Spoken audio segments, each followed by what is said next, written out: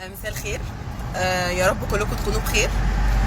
انا عارفه ان في ناس كتير قوي بتطالب مني ان انا اعمل لها فيديو اقول لهم ان هو كان مستخبي فين. يعني كلكم شغالكم الموضوع ان هو كان مستخبي فين. تمام. هو ما طلعش، هو كان مستخبي في الدولاب فعلا. في ناس كتير هتاخد الجايزه ان هو كان مستخبي في الدولاب وهو ما ظهرش.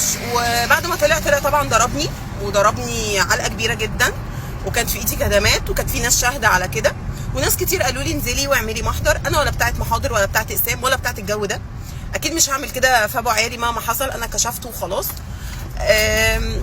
طبعا هتقولوا لي ليه عامله الفيديو دلوقتي؟ في ناس مستغربه فاكرين ان انا رحت اليومين دول. لا، انا ما رحتش اليومين دول، ده كان من فتره كبيره وكان عندي الفيديو.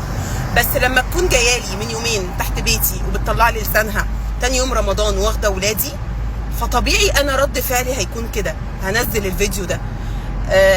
واللي يحصل يحصل، انا ما عنديش مشكله في اي حاجه. تمام. فبس يعني هو ده الموضوع يا جماعه. انا ما رحتش اليومين دول ولا حاجه.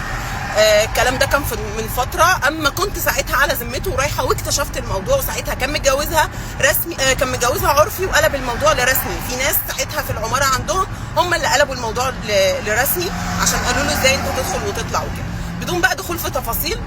انا كده دخلت في تفاصيل كتير، مش مشكله خلاص. المهم يعني مفيش كان في حد قال لي ان هو مستخبي في الدولاب، فان شاء الله هنحدد الجايزه وهقول لكم. باي باي.